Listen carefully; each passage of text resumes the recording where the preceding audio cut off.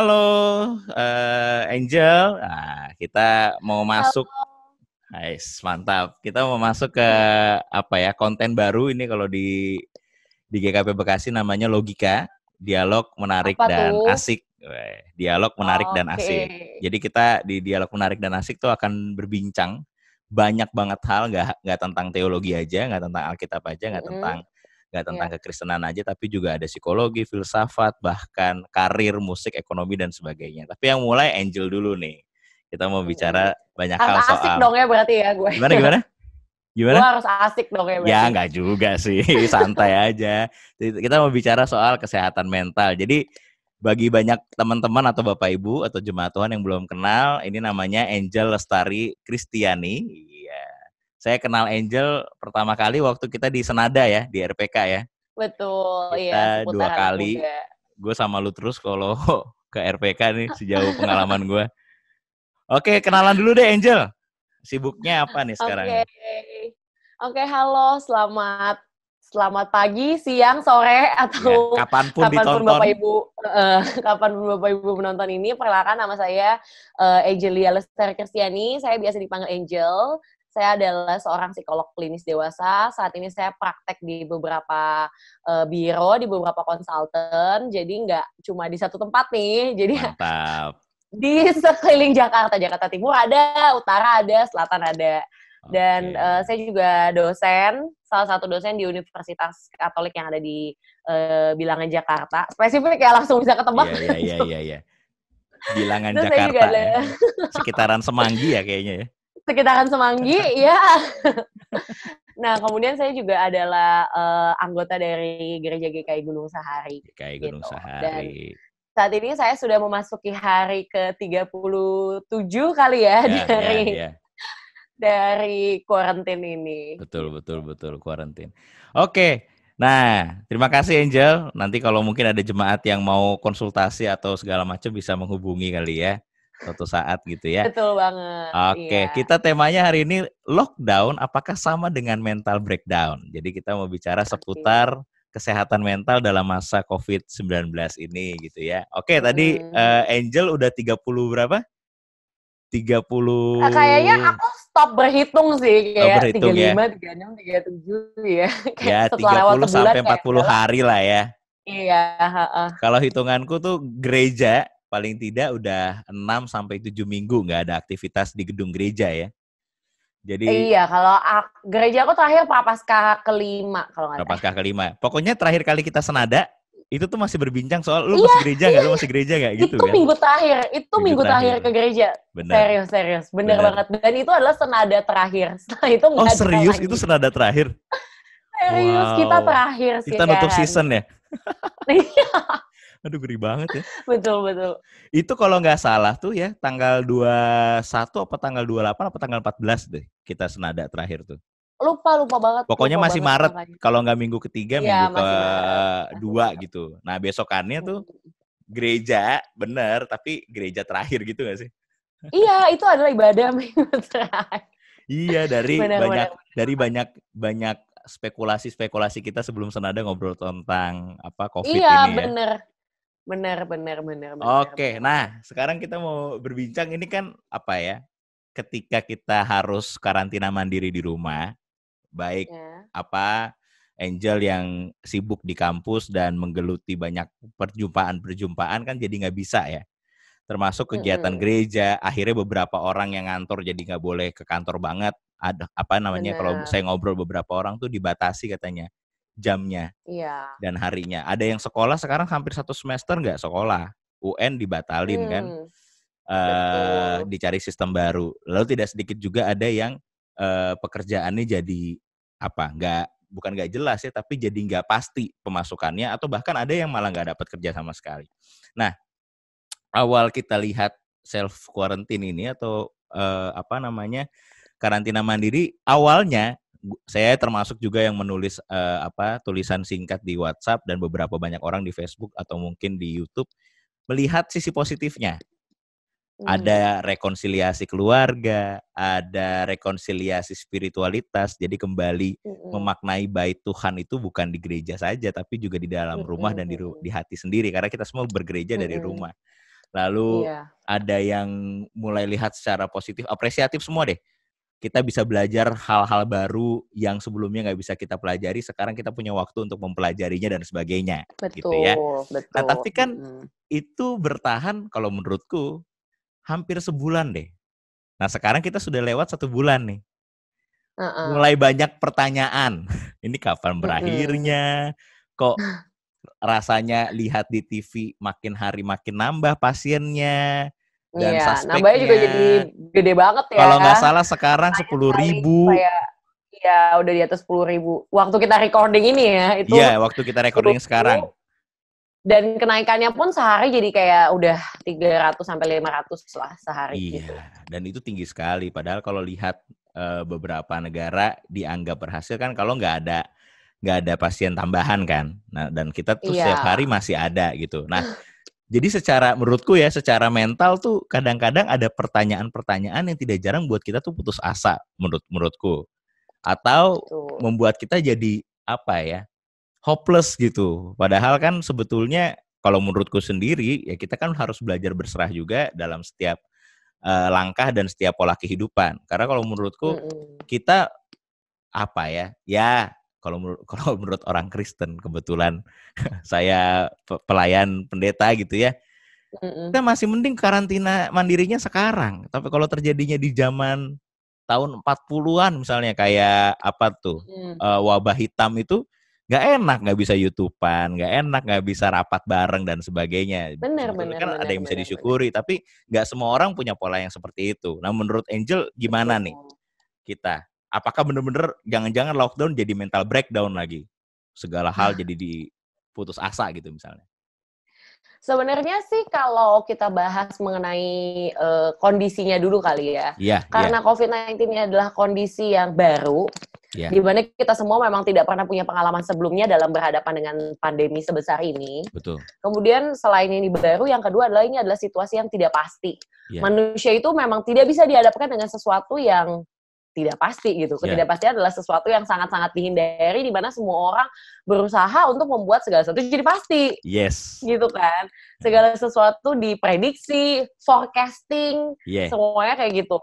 Jadi banyak bidang-bidang pekerjaan yang memang dibayar sama perusahaan untuk membuat dari sesuatu yang tidak pasti menjadi pasti. Nah, tapi sekarang kita benar-benar dituntut, dipaksa untuk berdampingan nih dengan kedua hal tersebut. Betul, tadi kita sempat bahas ya Duta ya, betapa manusia itu punya kemampuan beradaptasi yang tinggi, beradaptasi secara fisik maupun secara psikologis gitu. Cuma ketika kita dipaksa untuk beradaptasi terus-menerus setiap saat gitu ya, jadi setiap hari ada aja yang baru, ya itu pasti akan melelahkan kita gitu. Secara emosi pasti kita akan merasa kayak drain, energinya tuh kayak ketarik gitu. Terus juga, karena menghadapi sesuatu yang sekali lagi tidak pasti gitu. Jadi sebenarnya apa sih yang membuat orang tuh jadi sulit untuk bisa bersyukur? Gitu ya, karena dia akhirnya merasa ada banyak hal yang kita udah anggap tuh biasanya. Biasanya tuh gini.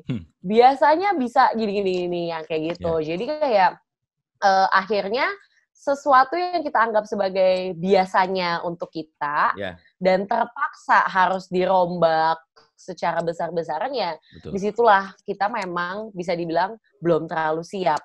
Sampai akhirnya kita selalu membandingkan seperti biasa.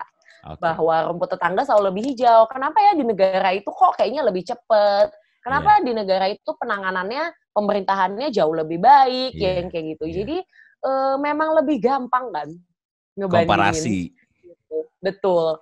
Dan sebenarnya tadi mungkin Duta sempat bilang kalau kayak sekarang tuh sebenarnya lebih enak loh. Kita tuh masih bisa YouTube-an. Masih secara teknologi tuh udah maju. Tapi seperti biasa, segala sesuatu yang berlebihan itu tidak baik. Mau dia berlebihannya in a positive way, mau berlebihan ataupun mau berkekurangan. Gitu ya. Kelebihan sosial media, kelebihan teknologi itu juga sebenarnya ada downside-nya juga. Boring juga.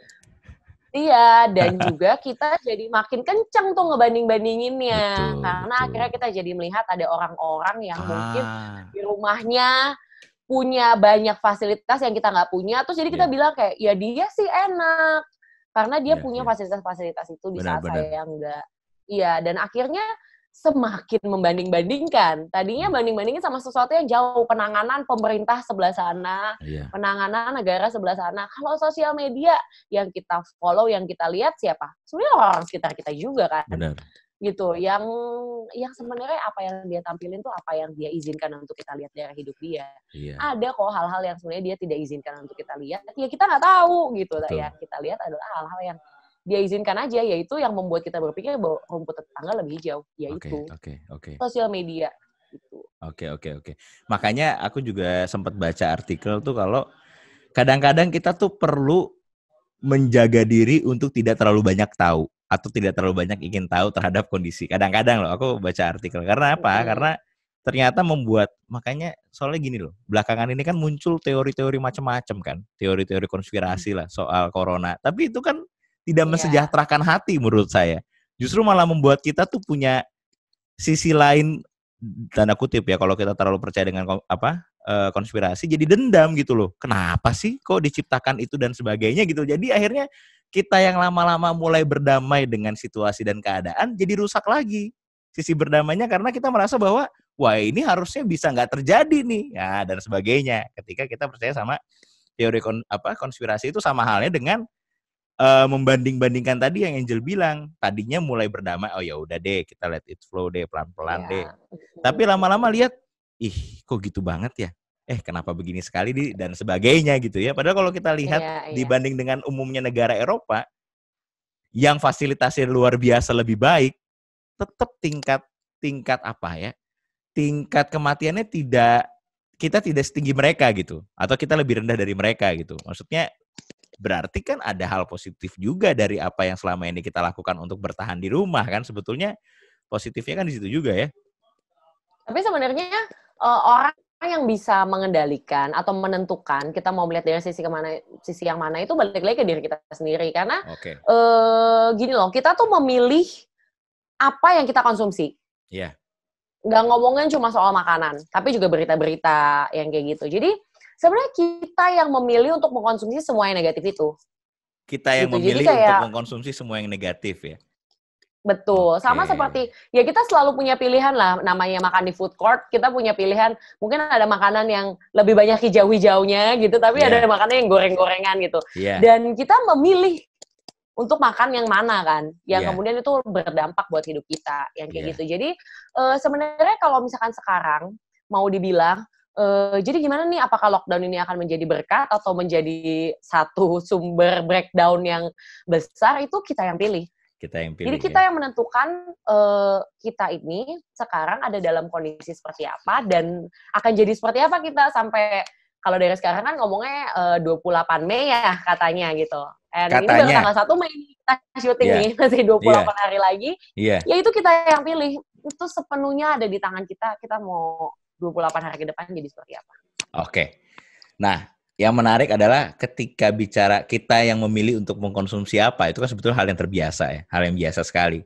Contoh, ayam goreng aja mereknya udah baik banget nih. Tapi kita kenapa sukanya ayam goreng yang itu dibandingkan ayam goreng banyak yang preferensi lain? Pribadi sih. Yes. Nah, maksudku tuh bagaimana dalam konteks COVID ini, kita tuh belajar untuk benar-benar memilih jalan yang menenangkan atau memilih jalan yang cukup rasional yang membuat kita tuh bisa belajar untuk mensyukuri kondisi sekarang untuk mempersiapkan langkah di masa yang akan datang.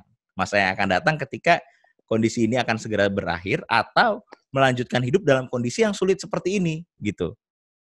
Itu kan menurutku penting, selain dari pendekatan diri pada Tuhan, selain pada kesetiaan dalam iman pada Kristus, menurutku juga rasanya secara psikologis ya, mungkin adakah cara-cara tertentu yang membuat kita tuh belajar untuk memang bisa memilih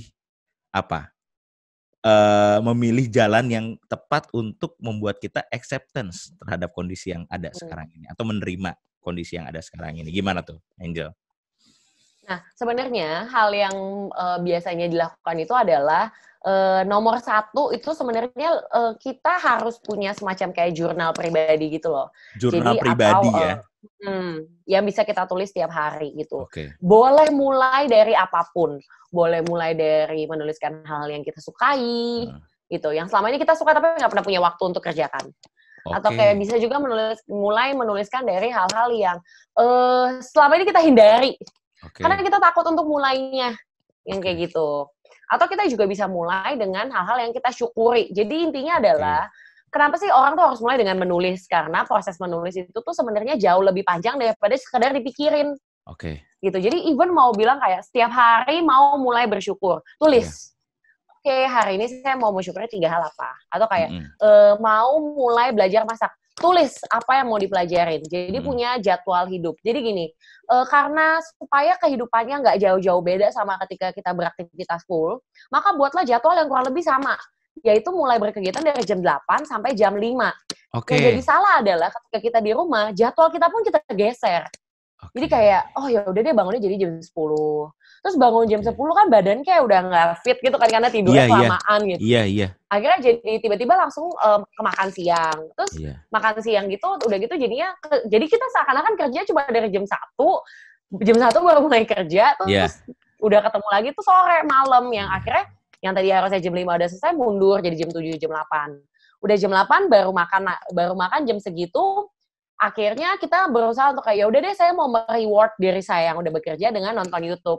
Nontonlah sampai subuh, Iya, begitu terus siklusnya. Jadi Oke. justru seharusnya kita buat jadwal hidupnya itu tetap sama seperti ketika kita berkegiatan di luar physical distancing gitu. Jadi tetap punya jadwal jam 5 sampai jam 8 pagi Sampai jam 5 sampai jam sore. 5 masukin makan siangnya. Mau ada coffee break, mau ada waktu buat ngopi, masukin jadwal ngopinya. Terus ya gitu, mau ada apa ya, break from screen, jadi kayak nggak mau di depan laptop, itu juga jadwalin. Mau nggak di depan laptopnya tuh ngapain, olahraga yang kayak gitu-gitu. Jadi tuh sebenarnya buatlah hidup kamu itu tuh tetap terjadwal. Jadi kendalikan apa yang memang bisa kita kendalikan, yaitu diri kita dan jadwal hidup kita. Tapi kemudian terima hal-hal yang tidak bisa kita kendalikan, yaitu sesuatu yang di luar diri kita. Misalnya kayak jumlah orang yang setiap hari bertambah gitu karena pandemi ini, itu kan jumlah yang nggak bisa kita kendalikan. Terus udah gitu juga mungkin berita-berita yang kita konsumsi ya, itu juga sesuatu yang bisa kita kendalikan, karena kita bisa kendaliin jempol kita, gitu, mau nge-scroll kemana, dan segala macam. Jadi kendalikan yang bisa kita kendalikan, tapi cobalah untuk terima sesuatu yang jauh di luar kendali kita. Karena kalau kita berusaha untuk mengendalikan sesuatu yang sebenarnya jauh, susah, dan emang uncontrollable, itu akan membuat kita jadi lebih merasa tertekan. Sama kayak kalau dalam hubungan, dalam berpasangan. Yang bisa menarik sekali atau pasangan kita. Yang bisa kita kendalikan kan diri kita. Justru kita yang berusaha sedemikian rupa merubah pasangan kita, yang lama-lama jadi stres dalam hubungan. Karena kayak pasangan kita punya kebiasaan apa yang kita coba banget gitu buat rubah. Misalnya kayak, iya nih pacar aku emang gak suka ke gereja, tapi aku yakin nanti sama aku pacar aku jadi suka ke gereja, misalkan. Kan banyak tuh anak-anak muda yang suka ada kondisi-kondisi seperti itu. Ya enggak juga lah, sepanjang dia pacaran sama kamu, kalau dia memang gak mau ke gereja, kamu pun tidak bisa mengubah dia. Gitu. Dan ujungnya kamu jadi stres sendiri, karena kamu berusaha untuk mengubah orang lain, di saat orang lain itu punya akal budi dia sendiri, punya perasaan dia sendiri, punya masa lalu sendiri, dan punya tujuan di kedepannya dia sendiri, yang kita nggak bisa kendalikan. Iya. Nah, ini aku apa ya, menarik sekali, ada kata kunci yang menurutku jadi highlight banget nih. Kendalikan apa yang bisa dikendalikan, ya, dan terima hal-hal yang memang tidak bisa kita kendalikan dan itu di luar diri kita. Nah, berarti secara nyata menurutku Angel mencoba untuk mengajak kita masuk pada hal-hal yang memang bisa kita lakukan dan memang bisa kita kendalikan di sekitar diri kita. Ya. Jadi kalau misalkan kita kadang-kadang kan, ya itu tadi yang saya bahas di awal, kita lama-lama jadi pesimis, kita lama-lama jadi putus asa karena ternyata membandingkan tadi, itu hal yang pertama. Dan kedua, kalau boleh saya tambahkan, bicara tentang ekspektasi kita yang kadang-kadang terlalu tinggi.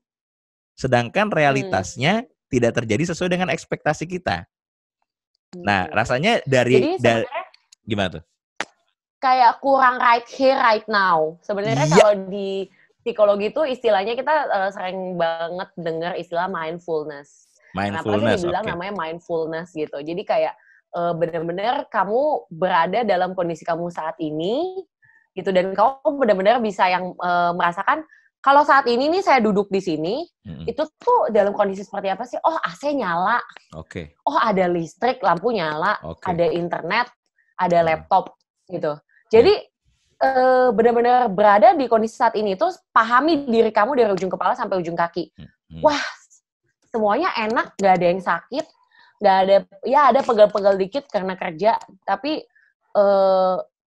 jadi mau coba bersyukur gimana caranya? Right here, right now. Benar-benar ambil waktu 30 detik sampai 1 menit buat diem, benar-benar diem, duduk, kemudian coba lihat kamu tuh sedang berada dalam kondisi yang seperti apa.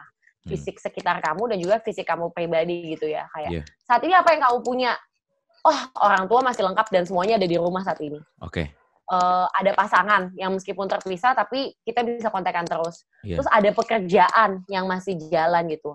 Atau justru ada temen nih yang ngajakin project buat bikin kue sus bareng yang kayak gitu-gitu. Jadi kayak right here, right now. Yang membuat kita jadi nggak right here, right now adalah ketika kita asik sama yang di luar kita gitu kan. Yang kayak, duh dia ngapain ya? Dia ngapain ya? Yang kayak gitu kan. Jadi nggak right here dan right now. Apalagi kalau kita terus banding-banding kayak, dulu ya kalau nggak PSBB, gue bisa gini. Atau kayak, coba aja ya nggak PSBB ya. Nanti gue mau gini. Yang kayak gitu. Jadi nggak right here, right now. Karena ngomongin soal masa lalu. Atau masa yang akan datang. Jadi nggak right here dan nggak right now. Ya gimana kamu bisa bersyukur. Kalau kamu terus banding-bandingin dengan yang dulu. Dan terus berekspektasi soal yang akan datang. Padahal tuh jauh banget dari kita. Berarti kalau right here, right now, self-meditation tuh jadi penting ya? Tapi ada banyak orang yang kesulitan untuk self-meditation. Apalagi kadang-kadang self-meditation itu tuh cukup, apa ya, sebenarnya waktunya kan nggak terlalu lama. Self-meditation bisa dalam waktu 3-5 menit, atau 7 menit, atau 10 menit gitu. Cuma namanya kita, apalagi kalau orang yang tinggalnya di ibu kota gitu ya, susah banget untuk bisa kayak gitu sih. Karena kita terbiasa sama hidup yang benar-benar cepet banget. Jadi daripada kita menuntut diri kita untuk langsung segitu lama gitu, misalnya 3 atau 5 menit gitu, ya udah coba dulu deh dari yang deket lah gitu, 1 menit pertama buat benar-benar coba pikirin ya kayak gitu. Mungkin ya apa ya, self meditation dalam waktu yang jauh lebih singkat kali ya gitu. Jauh lebih singkat ya. Berarti kalau begitu tahapannya, kalau dari obrolan kita nih, rasanya mencoba untuk melihat realitas masa kini gitu ya. Mencoba untuk oke lah, kita terima aja deh apa yang terjadi, toh itu tadi ya, balik lagi ada hal-hal yang nggak bisa kita kendalikan dan itu di luar diri kita. Berarti ada 2 hal, kita membiarkan itu atau kita tetap mendoakan itu sehingga karya Tuhan yang hadir di sana, ya kan, di luar diri kita. Dan mencoba untuk membuat apa? Schedule pribadi ya, untuk mengatur produktivitas diri, bener nggak sih? Atau gimana tuh? Betul. Supaya waktunya jadi tetap produktif, supaya hidupnya juga jadi lebih tetap apa ya? Nggak merasa kayak kok kayaknya.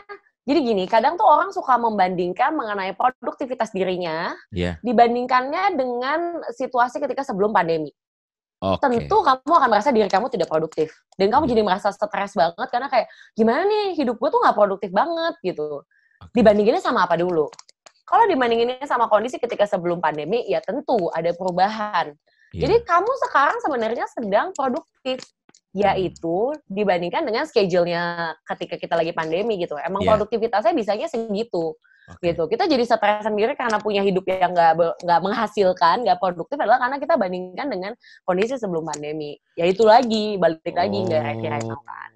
Iya. Berarti sebetulnya you are doing great actually. Kamu sebenarnya sedang melakukan hal yang produktif kok.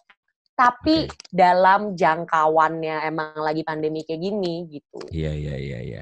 You are doing great actually. You are doing great actually. Itu sangat menenangkan loh statement itu. Jadi kalau begitu sebetulnya kadang-kadang ya balik lagi ya, kita terlalu terjebak pada proses penyayangan ya. Aduh, kenapa sih gitu ya? Penyesalan diri ya. Sehingga kita lupa pada right here right now tadi. Hal-hal yang memang bisa kita lakukan sekarang di sini yang juga produktif gitu ya. Tapi itu memang proses yang harus dilewati sebenarnya. Ada jadi tahapannya kayak, juga ya, pelan-pelan. Betul, ada tahapannya, betul. Emang nggak mungkin kamu tuh langsung loncat ke kondisi. Oke, aku menerima, aku seneng nih dengan situasi ini, kemudian berdamai dengan situasi ini ya. Iya. Gak bisa. Itu berarti kamu semu doang tuh kalau yang bisa langsung loncat ke kondisi Iya. menerima gitu. Itu tuh cuma penerimaan yang semu. Yang suatu hari nanti akan balik lagi gitu ke masa marah-marah gitu. Iya. Lalu tahapannya gimana dong untuk kita bisa, soalnya gini loh Angel menurutku, oke, ini konteks PSBB. Puji Tuhan kalau memang akhir Mei itu selesai dan bulan Juni atau akhir Juni kita udah bisa ya relatif beraktivitas walaupun mungkin masih relatif terbatas ya. Nggak bisa senikmat dulu tapi paling tidak bisa keluar deh. Boleh ke kantor lagi atau boleh sekolah lagi. Nah berarti kan paling enggak kita ada beberapa tahapan dong. Tahapan yang menerima saat ini ya dengan konteks PSBB dan memang karantina mandiri di rumah. Dan nantinya ada lagi penyesuaian diri tahapan untuk menerima konteks kebebasan. Kalau istilah saya ya. Kebebasan di mana ada dunia baru yang bisa kita sambut lagi. Kenapa baru? Karena tentu tidak akan sama persis dengan yang lalu. Itu menurut saya itu juga harus diterima. Nah, pasti sih. Betul. Nah, tahapan-tahapan itu deh. Gimana tuh latihannya ya? Kalau menurutku sih itu perlu latihan ya. Latihannya gimana tuh? Sebenarnya tuh lebih ke gini, mungkin pertama kenali dulu tahapannya gitu ya. Pertama kenali dulu tahapannya, mungkin nanti teman-teman juga bisa googling gitu ya. Sebenarnya ini tahapannya memang ada 6, gitu, ada 5 sampai 6 gitu. 5 Nah, sampai yang 6. yang pertama itu tahapannya yang pertama adalah denial. Sebenarnya ini adalah tahapan yang dilalui oleh masyarakat Indonesia di saat bulan Februari kita masih sibuk ngurusin banjir. Jadi waktu itu banyak banget posan-posan sosial media yang kayak kita tuh orang Indonesia tuh kuat-kuat, nggak bakalan kena COVID itu, kita kuat ngadepin banjir, ngadepin apa, yang kayak gitu-gitu, kuman-kuman mah. Ada juga kuman takut sama kita, katanya gitu. Ada juga virusnya yang takut sama kita. Jadi kita denial gitu. Kita tidak menerima bahwa kayak gak mungkin ada COVID di Indonesia. Dia gak mungkin masuk ke Indonesia gitu. Sama seperti ketika kita akhirnya mungkin ada yang mengalami dipotong gajinya, dari 100% jadi cuma dibayarkan 30%, atau ketika harus dirumahkan, atau ketika usahanya harus diberhentikan dulu operasionalnya, yang kayak gitu. Kita ada di proses yang kayak gak bisa menerima realita gitu. Gak bisa menerima realita ya? Gak bisa menerima realita. Kemudian ketika kita sulit untuk menerima realita, kita masuk ke tahap yang kedua, yaitu kita masuk ke tahap anger atau tahap marah. Ya setelah kita ngepost yang lucu-lucu gitu karena kayak Indonesia nggak mungkin kena dan ternyata kasusnya dibuka ada si suspek 1, 2, 3 itu yang dilakukan sama masyarakat Indonesia apa?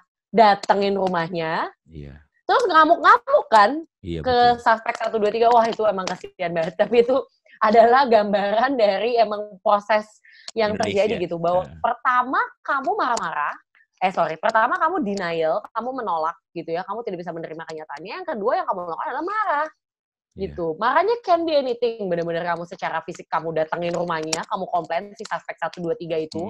Ya makanya habis itu kan presiden kita memutuskan untuk nggak membuka lokasi nama-nama, atau identitas ini, benar-benar disebutnya ya udah suspek gitu. Ya udah ODP, ya udah PDP. Karena begitu manusia itu marah karena situasi yang tidak bisa dia terima, itu sangat-sangat memang tidak bisa dikendalikan ketika orang memang tidak bijaksana gitu ya, pengendalian emosinya memang tidak baik gitu. Dan kemudian kita masuk ke tahap ketiga di mana kita akhirnya mulai bargaining atau kita mulai kayak nawar-nawar gitu loh. Aduh Tuhan, boleh deh saya keluar segini, atau kayak kalau nggak nawar-nawarnya sama Tuhan, nawar-nawarnya sama bos misalkan. Atau nawar-nawar sama pacar yang kayak, bolehlah kita ketemu deh segini, atau kayak sama orang tua, ya bolehlah Ma, aku tetap keluar deh, tapi jam 5 sore pulang, udah nggak ini, nggak itu. Jadi kita mulai nawar-nawar, atau nawar-nawar sama diri sendiri.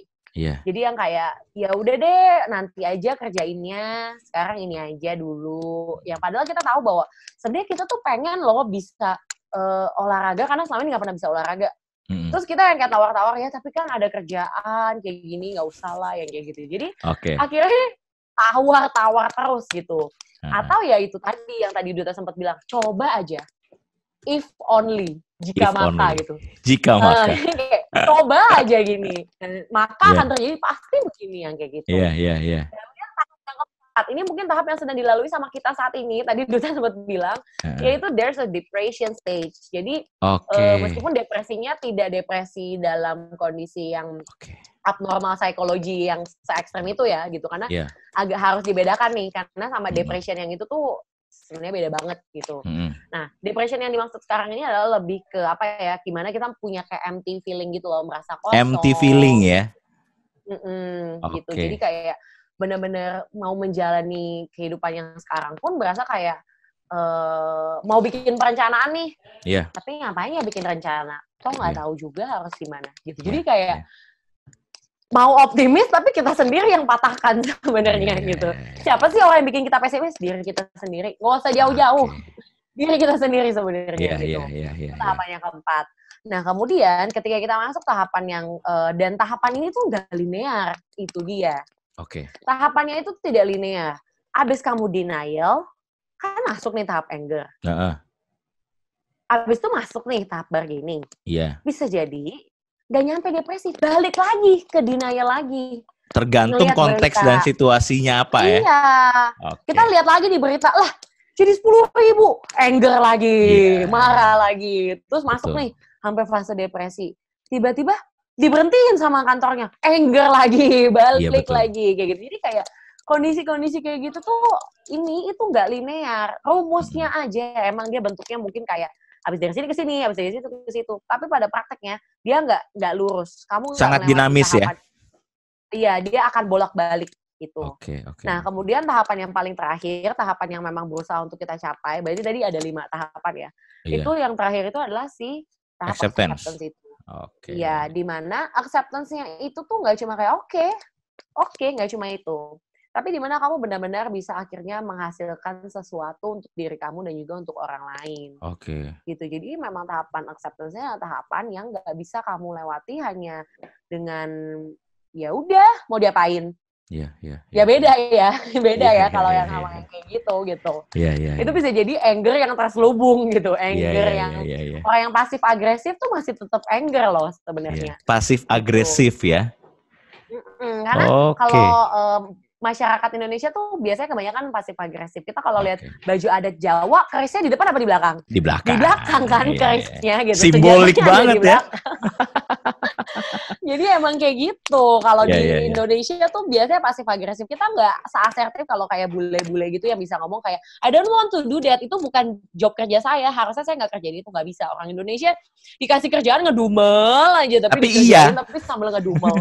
Tapi itu kualitas kerjanya jelek. Jadi kan dia dimarahin juga sama atasannya, tapi nanti marah lagi. Tapi nggak pernah ngomong ke atasannya kalau ini bukan jatah kerja saya. Bandingin sama bule-bule itu, dia dengan sangat asertif bisa bilang kayak I'm sorry, this is not my work. Jadi harusnya lu kasih ke orang yang benar gitu. Di sini mah enggak.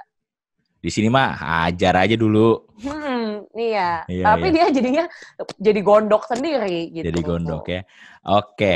Itu apa? Tetap bisa kita bilang tahapan nggak walaupun itu linear? Tetap bisa dibilang tahapan. Karena kamu tidak mungkin langsung loncat. Kamu tidak mungkin langsung loncat ke accept kalau kamu tidak melewati 4 tahapan sebelumnya. Aku sempat googling. Mungkin nanti biar nolong yang nonton ya. Paling nggak bisa ke gambar. Mungkin begini bukan? Tahapannya. Itu ada 7. Jadi ada beda-beda. Ada 5, ada 6, ada 7. Tapi menurutku ini kan intinya sama nih. Cuma beda shock sama testing aja kan. Kalau shock kan bicara soal situasinya kan gitu. Pasti tadi Angel udah bilang mesti ke denial dulu, nggak mungkin tiba-tiba dia langsung ke bargaining kan, tahapan balik lagi begitu ya. Betul. Ini biar nolongin aja buat nanti yang nonton di YouTube paling nggak tahu deh pola-polanya kurang lebih begini. Ini kalau testing ini apa ya? Mencoba untuk testing menerima atau gimana? Sebenarnya lebih kayak apa ya? Kita tuh coba untuk mencoba-coba berbagai solusi yang bisa kita dapatkan. Gimana ya caranya nih, kan pengen bisa nih menerima kondisi si physical distancing ini. Jadi mungkin kita mulai coba-coba yang kayak ya udah deh, mulai nih ngelakuin aktivitas apa, mulai nih nyobain apa yang kayak gitu. Jadi testing is definitely kayak namanya, yaitu ya ngetes, ya nyoba, ya menguji sesuatu. Gitu. Menguji sesuatu termasuk dari proses journaling tadi nggak? Jurnal yang tadi kamu bilang nggak? Betul. Jadi kayak coba apa ya yang bisa saya lakukan untuk supaya hari-hari saya jadi lebih produktif. Yang kayak tadi loh, kayak, yaudah deh coba deh kalau saya bangun jam 8, udah gitu saya olahraga dulu, jadi lebih produktif nggak? Oh ternyata nggak bisa, olahraga itu harus dilakukannya tuh jam 5 sore setelah saya kerja gitu. Jadi kayak Oke. akhirnya polanya kita ubah gitu. Oke. Berarti testing tuh proses mencari pola yang terbaik Testing sampai solution akhirnya ya, testing solution ya. Sampai akhirnya kita bisa heeh. menerima konteks yang terjadi saat ini gitu ya. Acceptance yang itu, iya, Iya. heeh, Oke, gitu. dan akhirnya kita Mhm. membiasakan diri ya dengan konteks yang Membiasakan, terjadi iya, heeh saat heeh ini. heeh, gitu. Oke. Mhm. Itulah kalau balik lagi istilah kita tadi, proses apa? Adaptasi diri begitu ya. Adaptasi dirinya manusia mau nggak mau begitu akhirnya ya. Mhm. Adaptasi dalam semua konteks ya, maksudnya kayak Oke. beradaptasi ketika kita habis, putus sama pasangan, beradaptasi setelah Ah, kita mungkin bener tuh. diberhentiin dari satu Iya, pekerjaan, yang betul. kayak gitu-gitu. Jadi Betul, kayak, betul. bahwa kalau kamu sedih, kamu harus bilang kalau kamu sedih.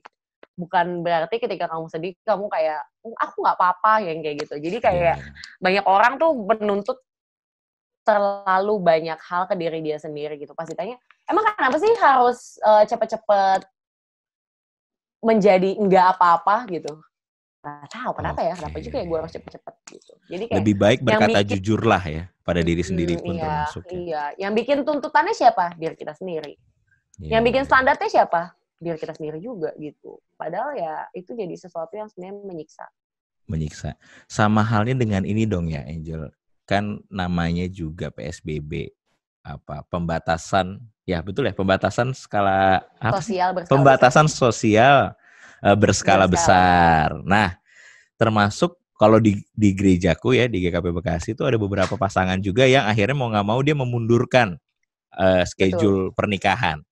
Betul betul Bagi betul betul. sebagian orang mungkin oke, no problem gitu ya. Tapi bagi sebagian orang lain pasti keselnya tuh bisa kemana-mana, bisa ke diri sendiri kah, melihat ini sebagai suatu kesialan, kita kan nggak ngerti ya. Setiap orang kan punya pemahaman yang beda-beda. Dia Iya, marah-marah sama coronanya, kan bisa begitu dong. Atau dia juga betul. bisa apa namanya marah-marah sama gereja, kenapa gereja nggak berani melakukan dan sebagainya. Nah rasanya tahapan yang tadi juga bisa menjadi tahapan untuk apa ya menenangkan diri ya. Betul. Yang sebenarnya gini, ketika kamu berada pada tahap yang kayak, ya udah nggak apa-apa yuk, aku sebenarnya marah, tapi ya udah deh nggak apa-apa. Aku Hmm. sebenarnya sedih, tapi ya udah deh nggak apa-apa. Itu adalah tahap level 1 denial. Jadi Oh yang harus sebetulnya dilakukan sama apa? itu ya, Iya, denial itu juga masih ya. level 1 loh, denial gitu. Oh Jadi yang harus oke dilakukan oke. adalah, ya itu kamu harus embrace. I don't know what to say in bahasa ya. Embrace itu apa ya? Memeluk, nggak juga ya. Tapi intinya kayak, Ya. semua Embrace tuh emosi yang kamu seperti rasakan. apa sih? Menerima perasaan dengan pola Iya, soalnya tuh selain memeluk itu menerima, ya. dia pun harus yang kayak, apa ya, kayak ya pokoknya kalau kamu sedih, ya nangislah, gitu. Iya Kalau iya iya. kamu marah, ya ungkapkanlah, gitu. Iya iya. Jadi, kalau kamu kecewa, ya ceritakanlah ke orang yang memang kamu bisa percaya mengenai kekecewaan kamu, gitu. Mhm. Tidak pernah ada yang salah dari emosi yang kita rasakan. Tuhan memberikan emosi ke kita manusia. Kenapa? Mhm. Supaya itu jadi tanda. Hey, ada satu perubahan loh dalam diri kamu. Iya. Makanya muncul emosi-emosi itu. Emosi itu it's always a good sign. Itu tuh Tanda yang sebenarnya paling jadi kayak baik ya. tanda yang paling baik. Berarti kamu tahu, oh ada sesuatu nih dalam diri aku. Misalkan ada orang yang emang susah banget curhat gitu ya. Iya iya Terus iya dia iya. tapi ngerasa kayaknya nggak enak banget di dada tuh rasanya kayak aku tuh kayak ada yang tertahan gitu. Nah, itu tuh Iya. tanda gitu bahwa kamu mengalami satu emosi tertentu, bisa marah, bisa sedih, bisa kecewa. Orang itu sangat sulit untuk menceritakan what do you feel. Iya betul sekali. Duta, what do you feel? Iya iya Aku iya. ngerasa seneng, describe seneng. Iya iya iya. Ceritakan ke aku, seneng itu kayak gimana? Iya iya iya. Aku merasa sedih. Oke. Oke, tell me sedih itu gimana? Sedih Orang nggak menurutku, bisa. sedih menurutmu gitu-gitu ya. Orang tuh sulit untuk menceritakan sedihnya tuh apa gitu. Oke. Emosi tuh nggak cuma seneng, sedih, marah, terkejut atau yang film kan ada tuh film Disney yang soal Iya iya. emotion itu. Inside Out. Iya, yang ada Ya. jijik, marah, sedih, yang kayak Iya. gitu-gitu kan. Emosi nggak cuma 5. Emosi tuh bisa Oke. sampai 50, bisa Multiple sampai 9. emotion ya.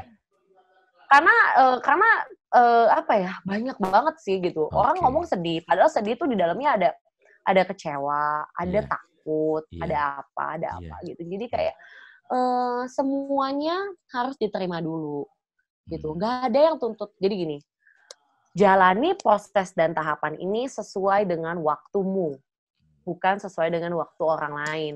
Kalau kamu butuh waktu yang lebih lama di tahapan anger, gitu, karena kan skalanya beda-beda ya. Iya, Skala dia adalah dia diputusin sama pacarnya. iya. Skala gue adalah gue diberhentiin ya kerjaan gue. Yang menurut gue kerjaan gue tuh lebih penting daripada pasangan gue misalkan. Betul, betul, betul. Ya udah berarti dia butuh waktu lebih lama di bagian anger.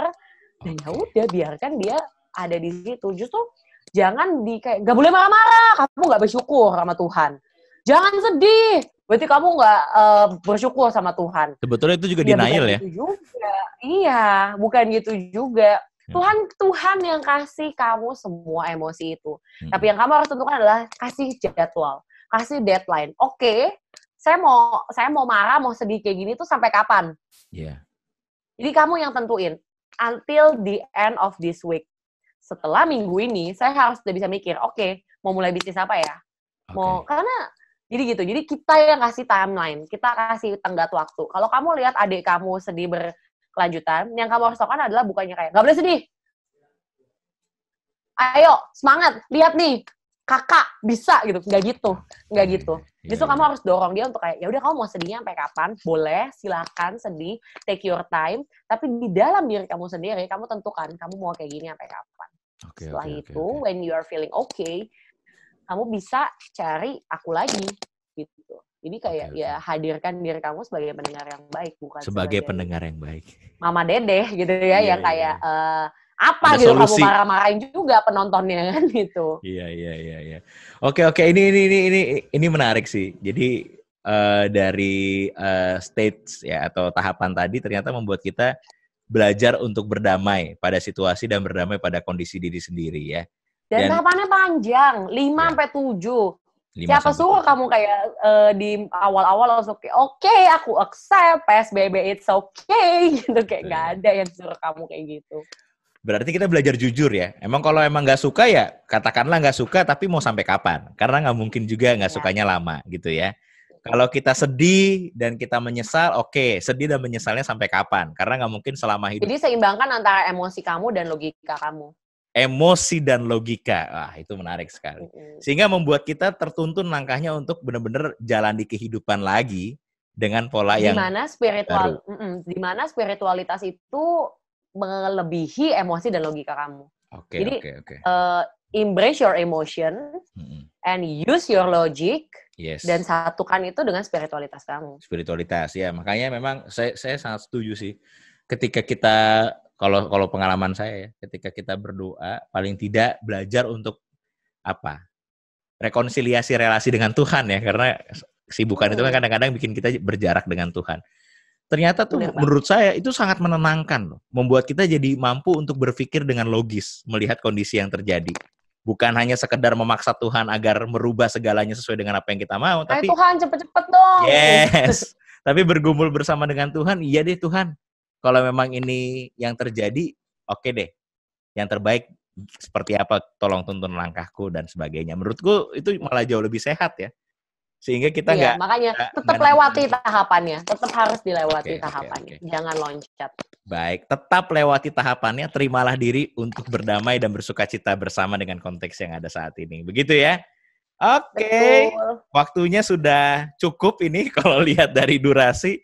Ada udah lewat, sorry banget. Iya, nggak apa-apa, nggak ada masalah. Ada closing statement nggak kira-kira dari Angel nih? Oke, so ya Bapak dan Ibu, Om, Tante, Kakak dan adik, rekan-rekan gitu. Gini, manusia itu memang tidak bisa dalam kondisi yang memang mungkin penuh dengan ketidakpastian gitu. Tapi satu hal yang pasti, ketidakpastian itu akan selalu ada.